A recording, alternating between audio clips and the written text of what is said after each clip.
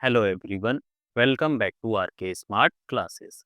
आज हम स्टार्ट कर रहे हैं क्लास 6 का सामाजिक विज्ञान का प्रैक्टिस पेपर 2025-26। ठीक है, और अधिकतम अंक कितने हैं? 7। अगर हम सामान्य निर्देश की बात करें तो देखो क्या कहता है। इस प्रश्न पत्र में 6 खंड हैं, क ख ग घ ड और च। प्रश्न पत्र में कुल 14 प्रश्न हैं, सभी प्रश्न अनिवार्य हैं। हम खंड का से स्टार्ट करते हैं। ठीक है, देखो खंड का क्या कहता है। बहुविकल्पीय प्रश्न। हमारे पास ये एमसीक्यू क्वेश्चन है। कितने हैं? टोटल 15 क्वेश्चन है। एक एक कर कर हम इनको देखते हैं। क्वेश्चन नंबर 1 देखो, गैर आर्थिक गतिविधि से आपको क्या प्राप्त नहीं होता? गैर आर्थिक गतिविधि से धन प्राप्त नहीं होता ना हमें। ये देखो, कृतज्ञता प्राप्त होती है, हाँ स्नेह भी मिलता है, सेवा भी मिलती है, लेकिन संपत्ति नहीं मिलती। तो आंसर क्या हो जाएगा? संपत्ति। मोनिका बैंक में कार्यरत है। कार्यरत का मतलब काम करती है बैंक में मोनिका। बताइए अर्थव्यवस्था के किस क्षेत्र में कार्यरत है? यानी हमें ये बताना है अर्थव्यवस्था के कौन से क्षेत्र में ये काम करती है। प्राथमिक क्षेत्र, द्वितीय क्षेत्र और कृषि क्षेत्र या तृतीय क्षेत्र। देखो, प्राथमिक क्षेत्र में तो कृषि से संबंधित चीजें आती हैं। द्वितीय क्षेत्र में फैक्ट्री वगैरह में जो उत्पादन होता है उससे संबंधित चीजें आती हैं। कृषि क्षेत्र प्राथमिक क्षेत्र ही होता है। तृतीय क्षेत्र को सेवा क्षेत्र बोलते हैं। तो इसी में हमारा आंसर आ जाएगा। मोनिका भी बैंक में क्या कर रही है? सेवाएं दे रही है अपनी। ठीक है, तो कौन से क्षेत्र में आएगी? तृतीय क्षेत्र। देखो क्वेश्चन 3 क्या कहता है। निम्नलिखित में से किसका संबंध शिव गंगा आंदोलन से है? तो देखो, शिव गंगा आंदोलन से संबंध किनका था? सीमा चौरसिया का। तो आंसर क्या हो जाएगा? सीमा चौरसिया। हलमा प्रथा का उद्देश्य था वृक्षों को लगाना, नदियों को स्वच्छ बनाना, बांधों को बनाना या बिजली उत्पादन करना। तो पढ़ा था ना किताब के अंदर। हलमा आंदोलन किससे संबंधित था? वृक्षों को लगाने से। ठीक है, अगला देखो, पांचवा, डॉक्टर एपीजे अब्दुल कलाम का जन्म भारत के किस राज्य में हुआ था? तमिलनाडु में हुआ था। ठीक है, ये भी आपके चैप्टर में लिखा हुआ है। 6 देखो, उचित विकल्प की सहायता से रिक्त स्थान की पूर्ति कीजिए। लगभग 2300 वर्ष पूर्व शासन पर अर्थशास्त्र नामक ग्रंथ की रचना डैश ने की थी। किसने की थी? चाणक्य ने की थी। किसने करी थी? चाणक्य। क्वेश्चन 7 देखो, गलत मिलान की पहचान कीजिए। केंद्र सरकार रक्षा करती है देश की, हाँ। केंद्र सरकार विदेशी मामले भी देखती है, हाँ। केंद्र सरकार संचार का भी काम देखती है, हाँ। केंद्र सरकार सिंचाई का काम नहीं देखती। ये किसका काम होता है? राज्य सरकार का। 8 देखो, वर्धमान महावीर की जन्म स्थली वर्तमान भारत के किस राज्य में है? किस राज्य में है? तो बिहार में है। किस में है? बिहार में। क्वेश्चन 9 देखो, निम्नलिखित में से कौन सा पर्व फसल की कटाई से संबंधित है? कौन सा पर्व संबंधित है? बताओ फसल की कटाई से। दीपावली, होली, मकर संक्रांति या दशहरा? तो मकर संक्रांति है ना, क्योंकि मकर संक्रांति में क्या होता है? फसलों की कटाई होती है। उसके बाद आगे देखो, 10 देखो, फारसियों ने भारत के लिए प्रथम किस संबोधन का उपयोग किया? तो हिंदू का। किसका? हिंदू का। ठीक है, सिंधु नदी है ना, उसके नाम पर हिंदू शब्द का उन्होंने प्रयोग किया था। क्वेश्चन 11, निम्नलिखित में से कौन सा इतिहास का साहित्यिक स्रोत है? साहित्यिक स्रोत क्या है? बताओ। कविताएं वगैरह जो होती है ना।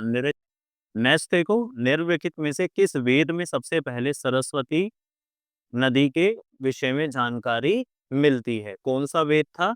ऋग्वेद में ये लिखा हुआ है। ठीक है, किस नदी के बारे में? सरस्वती नदी के बारे में। क्वेश्चन नंबर 13 में देखो, निम्नलिखित में से किस भारतीय महिला ने सर्वप्रथम माउंट एवरेस्ट पर फतह हासिल करी थी? कौन थी वो? बछेंद्री पाल। उसके बाद नीचे दो कथन 1 और कथन 2 के रूप में दिए गए हैं। दोनों कथनों को पढ़िए और सही विकल्प का चयन कीजिए। कथन 1 जो है, मानचित्र मुख्यतः 3 प्रकार के होते हैं। हाँ, मानचित्र 3 प्रकार के होते हैं, बिल्कुल सही है ये तो। कथन 2 देखो, ग्लोब मानचित्र का एक प्रकार है। नहीं, ये गलत है। ग्लोब क्या होता है? एक तरह से पृथ्वी का मॉडल होता है ना ग्लोब, मानचित्र थोड़ी ना होता है। हमारे पास पहला कथन सही है और दूसरा कथन जो है वो गलत है। तो आंसर में देखो, कथन ए और कथन 2 दोनों सही है? नहीं। कथन ए और कथन 2 दोनों गलत है? नहीं।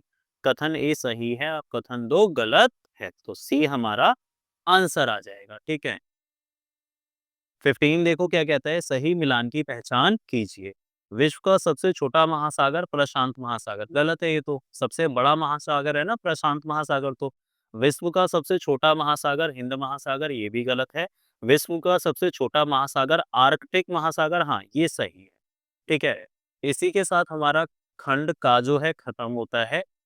खंड खा में आपके पास जो है अति लघु उत्तरीय प्रश्न है, इसके आंसर हम आपको वीडियो के एंड में प्रोवाइड कर देंगे। आसान से क्वेश्चन है, वीडियो के एंड में आप इसके आंसर देख सकते हो। ठीक है, हम आपसे अब बात करेंगे मानचित्र पर कि मानचित्र को कैसे भरना है, और बाकी आंसर आपको वीडियो के एंड में प्रोवाइड कर देंगे। ठीक, खंड 4 देखो, मानचित्र कौशल आधारित प्रश्न, कितने नंबर का है? 5 का। क्वेश्चन 14 है, भारत के राजनीतिक रेखा मानचित्र पर निम्नलिखित में से किन्हीं 5 स्थानों की पहचान कर उनके नाम लिखिए। पहला है लोथल, दूसरा है राखीगढ़ी, तीसरा है मगध, चौथा काशी, मुंबई और चेन्नई। तो देखो, अगर आपको इसके स्टेट के नाम पता है तो आप इसको आसानी से फिल कर पाओगे। जैसे लोथल कहाँ पे है? ये गुजरात में है। राखीगढ़ी हरियाणा में है। मगध जो है ये बिहार में है। काशी जो है ये उत्तर प्रदेश में है। कहाँ है? उत्तर प्रदेश।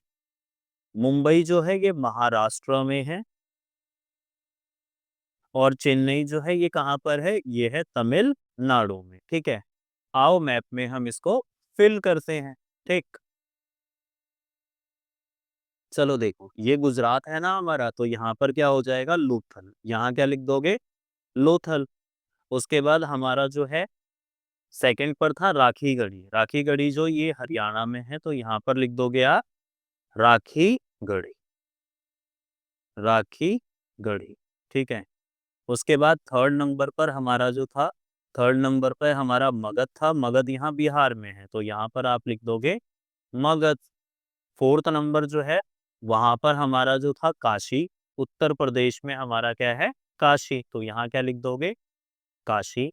पांचवा जो था हमारे पास था मुंबई। मुंबई कहाँ है? महाराष्ट्र में, तो ये रहा हमारे पास महाराष्ट्र। और महाराष्ट्र में ये इधर की साइड आप क्या प्लेस कर दोगे? मुंबई। और लास्ट में हमारे पास जो है वो था चेन्नई। चेन्नई कहाँ पर है? ये तमिलनाडु का जो ये कोस्टल एरिया है, ये है चेन्नई, तो यहाँ पर लिख दोगे चेन्नई। ठीक है,